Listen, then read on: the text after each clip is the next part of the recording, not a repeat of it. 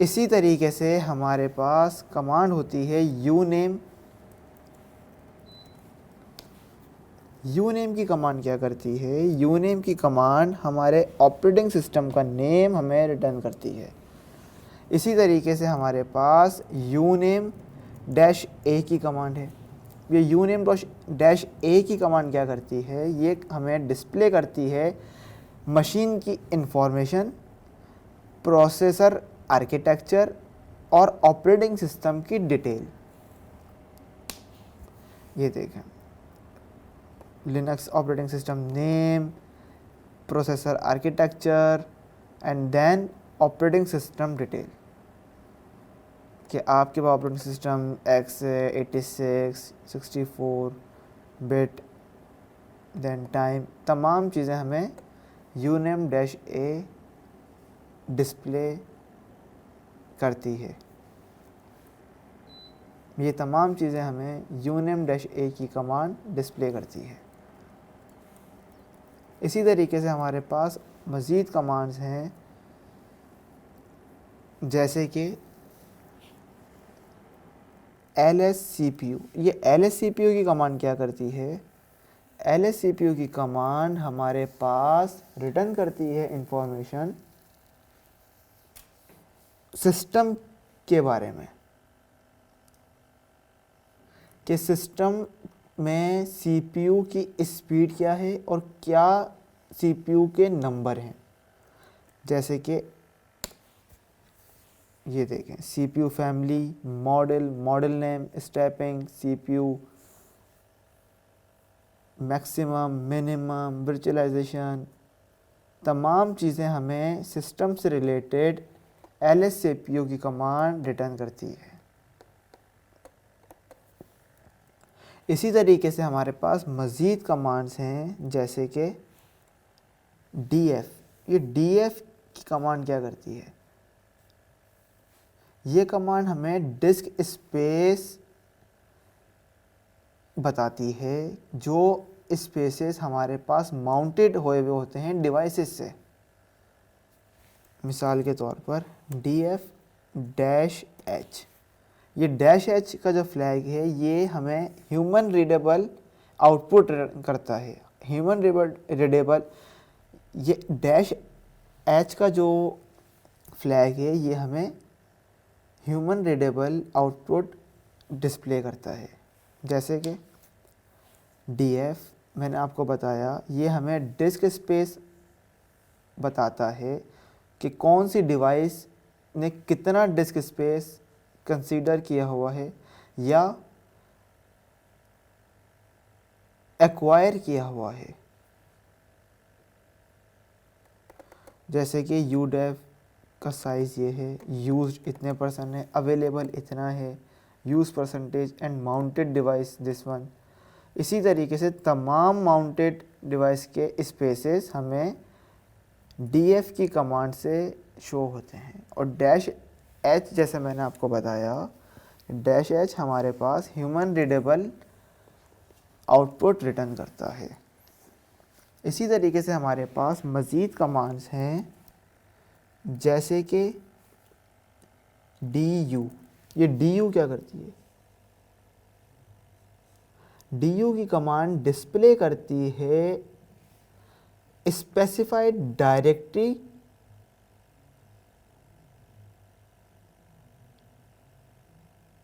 के अंदर कितनी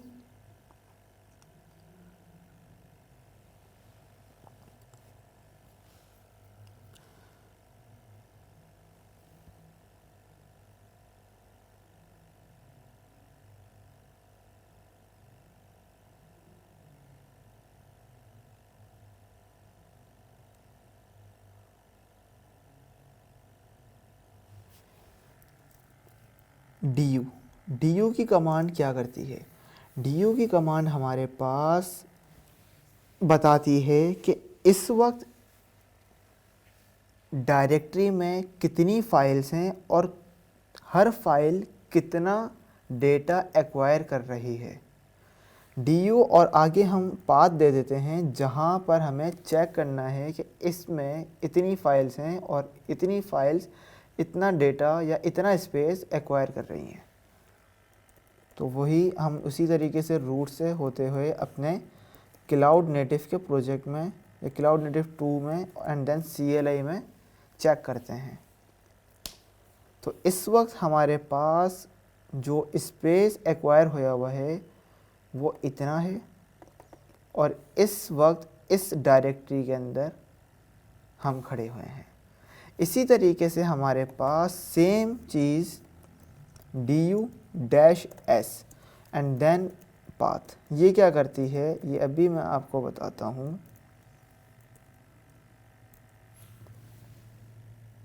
ये हमारे पास टोटल साइज उस डायरेक्टरी का रिटर्न करती है। जैसे कि जो पहले हमने देखा एग्जैक्टली वही काम -s ने किया, लेकिन उसकी वजह ये थी क्योंकि हमारे पास इस वक्त इस डायरेक्टरी में एक ही फाइल है। अब हम चलते हैं एक स्टेप पीछे थोड़ा सा, और हम डेस्कटॉप पे आके देखते हैं हमारे पास मल्टीपल डायरेक्टरीज़ हैं, या मल्टीपल डायरेक्टरीज़ भी हो सकती हैं इस जगह पे, या मल्टीपल फाइल्स भी हो सकती हैं। इस जगह पर हम देखते हैं du एंड du-s का फ़ायदा। ये देखें du ने क्या किया, हर एक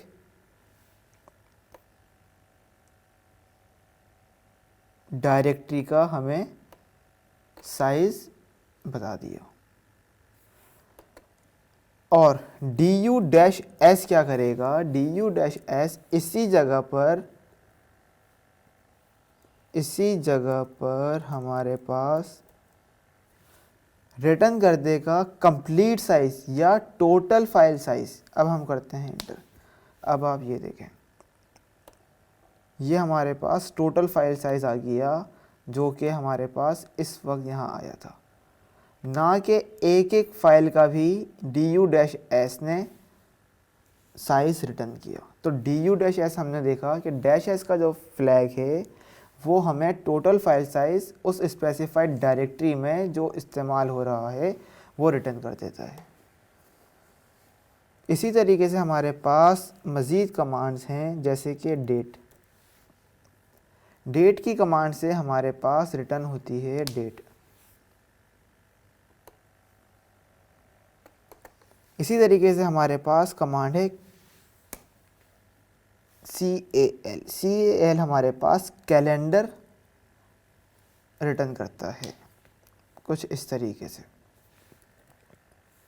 इसी तरीके से हमारे पास w की कमांड है, जो कि हमें बताती है हु इज़ ऑनलाइन। w का मतलब है हु इज़ ऑनलाइन।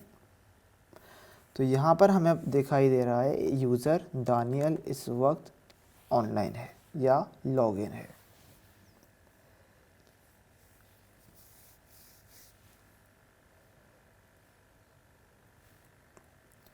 फिर हमारे पास कमांड्स कुछ एडवांस आती हैं, जैसे कि apt-get install and package name. यहाँ पर जो पैकेज है, अगर मुझे कोई डिपेंडेंसी या पैकेज इंस्टॉल करना है तो लिनक्स में हमारे पास ऑप्शन है apt-get का, जो कि क्या करता है, जो कि हमें पैकेजेस हमारे कंप्यूटर में इंस्टॉल करता है। इसी तरीके से हमारे पास मज़ीद कमांड्स हैं, जैसे कि apt-cache apt-cache and then search and then keyword. ये कमांड क्या करती है, ये कमांड हमारे पास जो पैकेज डाउनलोड होगा या जो पैकेज डाउनलोड होगा उस स्पेसिफिक पैकेज का नाम जो हम इंस्टॉल करना चाहते हैं, इन केस अगर वो पैकेज नेम हमें नहीं पता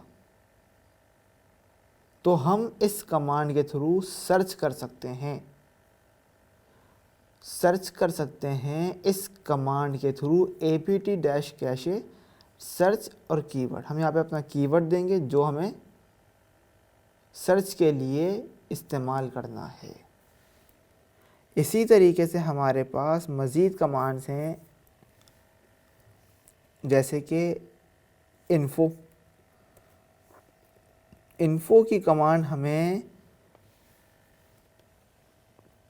ऑनलाइन इंफॉर्मेशन उस कमांड के बारे में रिटर्न करती है। इसी तरीके से हमारे पास मज़ीद कमांड है, जैसे कि टाइप। ये टाइप की कमांड हमारे पास लोकेशन बताती है उस फाइल की। जैसे कि मैं यहाँ पे लिखता हूँ टाइप और आगे बता देता हूँ मैन। ये मेरी एक कमांड है मैन की। मैं चाहता हूँ इसकी लोकेशन देखना, तो मैं यहाँ पे देख सकता हूँ मैन इज़ हैश्ड और ये इसकी लोकेशन है। इसी तरीके से अगर मैं चाहता हूँ अपनी मेक डायरेक्टरी की लोकेशन देखना, तो वो मैं इस तरीके से देख सकता हूँ। तो टाइप की कमांड हमारे पास क्या काम करती है? Shows the location of a command file.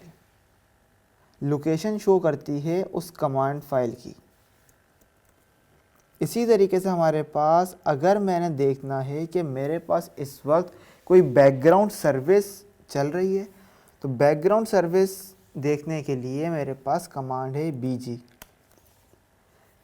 जो कि यहाँ पर आप देख सकते हैं शो कर रही है। ये आपके पास बैकग्राउंड में चीज़ें चल रही हैं। इसी तरीके से मेरे पास कमांड है फ्री, जो बताती है कि इस वक्त कितनी मेमोरी फ्री है, या जो चेक करती है कि कितनी मेमोरी अवेलेबल है। ये हमारे पास पूरी मेमोरी आ गई कि कितनी यूज्ड हो रही है और कितनी फ्री है, और कितनी कैशे है और कितनी ये अवेलेबल है। इसी तरीके से हमारे पास कमांड होती है ps। ये ps की कमांड जितने भी रनिंग प्रोसेसेस हैं वो हमें शो करती है। जैसे कि एक टर्मिनल ये चल रहा है तो एक इसका प्रोसेस है, एक ये ऑपरेटिंग सिस्टम की स्लाइड चल रही हैं जो कि ब्राउज़र पे चल रही हैं, तो ये एक प्रोसेस है। इसी तरीके से मल्टीपल सर्विसेज या मल्टीपल प्रोसेसेस हमारे पास चल रहे होते हैं। अगर वो हमने देखने हों तो वो हम ps की कमांड से देखते हैं। ये आपके पास तमाम प्रोसेस आईडीज चल रही हैं। इसी तरीके से हमारे पास एक कमांड होती है किल। किल की कमांड क्या करती है? किल की कमांड प्रोसेस को किल करती है। जैसे कि मैंने भी आपको प्रोसेस आईडीज दिखाई थी ps की कमांड से, तो वहाँ से उठा के मैं कोई भी अपनी यहाँ पे प्रोसेस आईडी दूँ और एंटर करूँ तो ये प्रोसेस जो चल रहा है ये किल हो जाएगा। तो किल की कमांड क्या करती है? किल की कमांड स्टॉप कर देती है उस प्रोसेस को। इसी तरीके से हमारे पास कमांड होती है नाइस। ये नाइस की कमांड क्या करती है? नाइस की कमांड प्रोग्राम को रन करती है लो प्रायोरिटी के साथ। जैसे कि इस वक्त मेरे पास कोई भी लो प्रायोरिटी प्रोग्राम नहीं है। अगर मुझे कोई प्रोग्राम रन करना है जिसकी प्रायोरिटी कम देनी है, तो वो मैं नाइस की कमांड के थ्रू कर सकता हूँ, या नाइस की कमांड के थ्रू कर सकता हूँ, या नाइस की कमांड के ज़रिए कर सकता हूँ।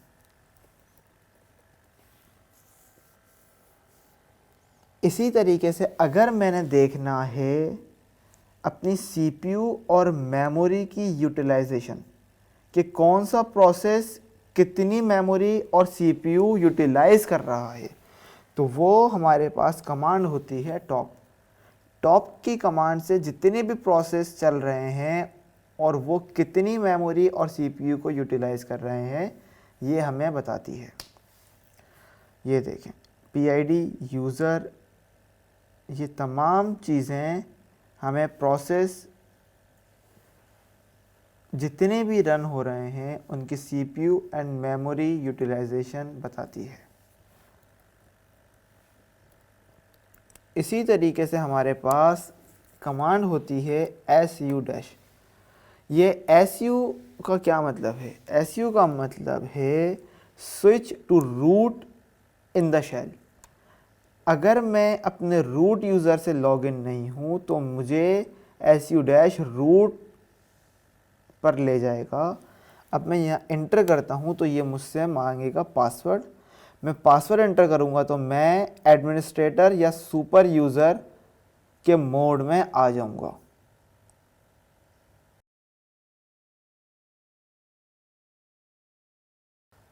इसी तरीके से हमारे पास एक कमांड होती है शट डाउन। शट डाउन की कमांड पे मैं एंटर प्रेस करूँगा तो मेरा सिस्टम टर्न ऑफ हो जाएगा।